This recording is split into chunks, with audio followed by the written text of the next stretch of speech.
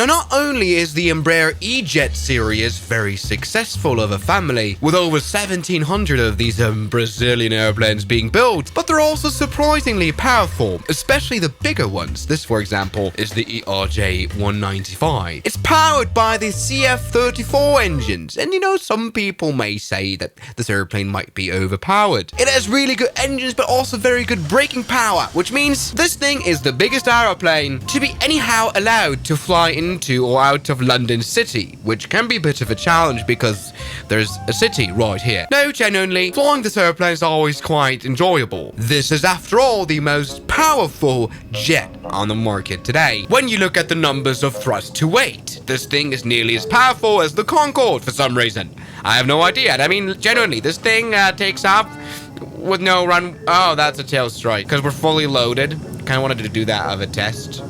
That used the whole runway because we're full of people and full of fuel. But this overpowerment of the E195, the biggest of the E-Jet, got me a little bit, thinking a little bit. After all, the E-Jet family is quite variantageous. There's the very popular E170, the slightly stretched E175, and then come, of course, the even more stretched E190 and the E195. The E195 can seat a maximum of 124 people, but that is not a lot. The 737, for example, seats around 190 people max. But you have to consider the Embraer E195, the brand new E2, costs $70 million, whereas the 737 brand new costs $100 million, quite a lot more expensive. Also, something that's nice about the E-Jet is that it doesn't crash all the time and everyone dies.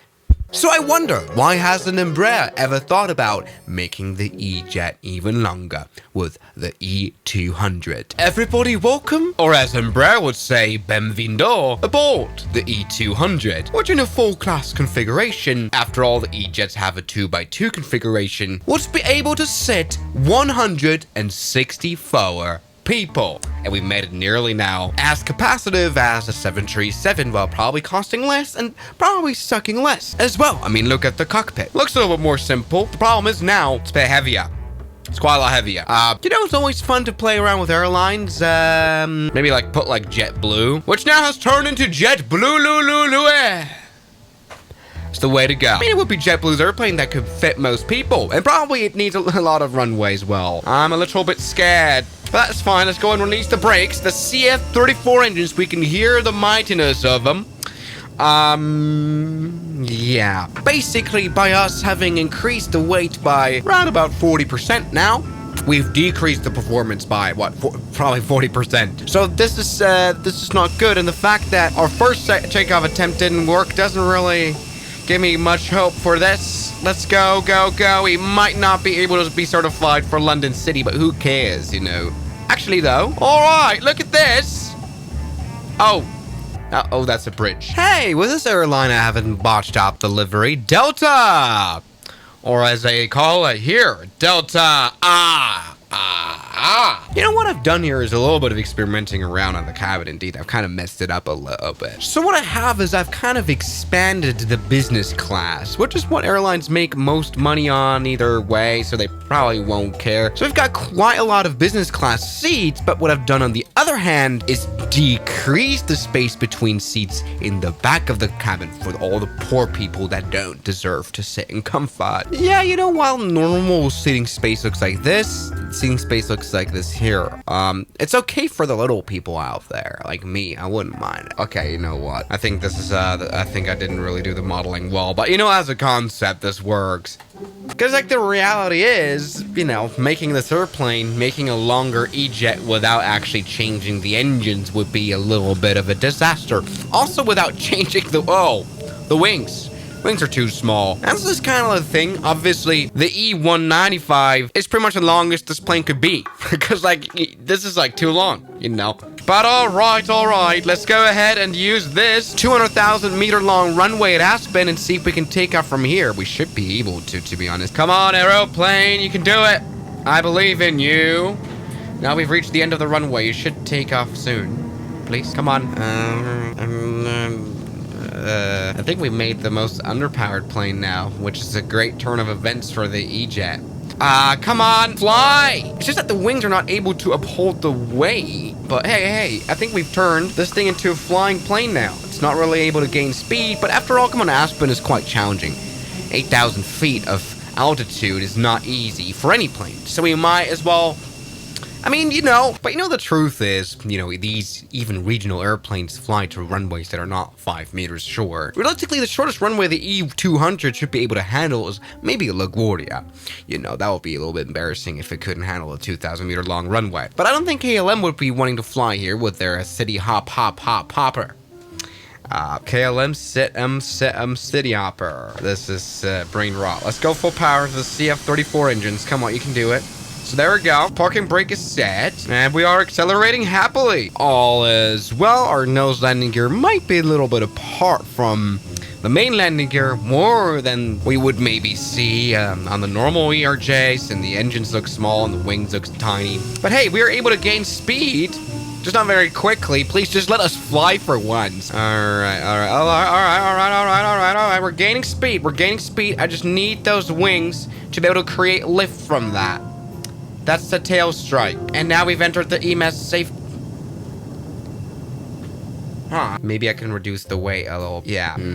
Come on. Maybe the spirit of Alaska, Horizon helps us a little bit. I mean, after all, there's a little bit of a problem here. I mean, obviously. The E190, which is the shorter variant, has the same engines as the E195. Both share the CF34-10E. So we basically rock the E190 engine on a plane that's probably twice as long. So this is really starting to struggle. Let's go ahead and try this again with a bit of a lower weight configuration. Now this should be fine. I mean, I guess just don't let any fat people in. That's probably the rule that they have on the A340, to be honest. Now, great, we're now rolling down the runway on this misaligned runway light, which is a bit annoying. Either way, let's go. 130 knots, 140 knots. The acceleration is so bad on this plane now. But come on, we should be able to fly. Are those wings so weak? No, they are not. Look, we're able to fly. We just needed the whole runway of LaGuardia, which is not worrisome at all. And you know what? This actually doesn't even look that, dumb, Doesn't even look that pencilish. Yes, ladies and gentlemen, with a little bit of more gratitude towards weight, we've done it. And the very modern touchscreens of the ERJ works weller than a 737, which also has touchscreens. But it doesn't have MCAS. We're fine. Now, don't even get me started on Austrian. They probably wouldn't be flying an ERJ here, but what I like about having a plane like this with relatively short wings to fuselage is that, okay, no, never mind, this thing actually handles very poorly. Normally, you have quite a good roll axis. This one doesn't really have that. What's very much worse, though, is the pitch. You can just tell these wings are struggling so hard, and I don't even want to, land at all, because the landing gear will break, because we're a little bit too heavy for landing it. Okay, we need a lot more speed than the ERJ would normally need, but hey, you're good. As long as you go full power, you're fine. And well, in the safety regard of an airliner having to be able to fly on one engine in case the other one fails, that definitely won't be a thing here. I mean, even on approach and engine failure, which we can do right here, just turn off the power plant, like that, would be not very nice. There is just no way to do, any go-around, no nothing. But come on, the whole of New York in the background is looking at us. We're a bit too high, so that is not a problem anymore. Let's do a very smooth landing on the ERJ 200 for the first time after 6 failed takeoff attempts. Here is power idle, where we have good speed. Let's pull up and flare. Okay, long landing. Oh, touchdown now. All right, reverse thrust in one engine, because why not?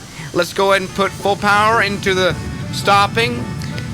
Yeah, I mean, normally the ERJ stops relatively quickly. I mean, look at the big spoilers, and the brakes are quite powerful, so that wasn't the big issue here at all. Look. But yeah, there's absolutely no way this thing could ever compare to the performance of the 737, even with United X. Look, we're here at Maiden. The 737 could be able to fly out of this 1,500 meter long runway, but even at relatively low weight, we won't be able to take off. But the thing is, you might ask the question now, well, okay, generally, why did the Embraer never thought about building an actually bigger airplane, like an E200 indeed? well, a whole redesign of the airplane with new engines is part of the reason, but it's also the fact that the bigger E190 and 95 weren't actually that successful in comparison to the smaller ones. Airlines just didn't really like them, maybe because of the fact that, oh, we might be, yes, look! Come on, take off. A little bit of grass doesn't hurt. Oh,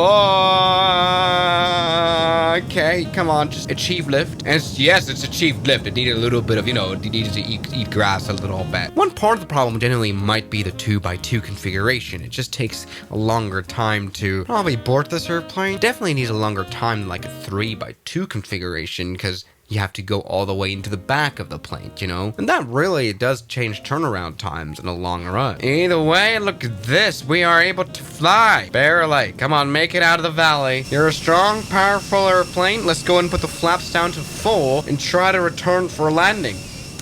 All your engines are running nicely now, so I wouldn't be too worried. You're good. You're doing just okay. Now pull up. Don't lose altitude. This thing can't even turn properly. It's absolutely hilarious. Okay. All good. All good. Landing gear down. Just look at the vortex created on the these wings are so struggling. That's actually hilarious. Okay, let's do mediocre landing, to be honest. Okay, oh wow. All right, let's go full into the we're bouncing. Okay, I just hope I didn't do tail strike. And you know what? The seal for that to happen is quite loose. But there we go. We've done it. We've landed the E200. This was not even that smart of a video idea. Thank you guys so much for watching this video, and I'll see you guys tomorrow. As always, good night. And a special thanks goes out to my members, my supporters: Guns Killer, R27, James Duram, That Dude, Anime Gods of Gaming, Derek, Insider Plane, Nishijitsu Finder, Professional Jamal, Ryland Williams, and New the York. You've got beautiful names.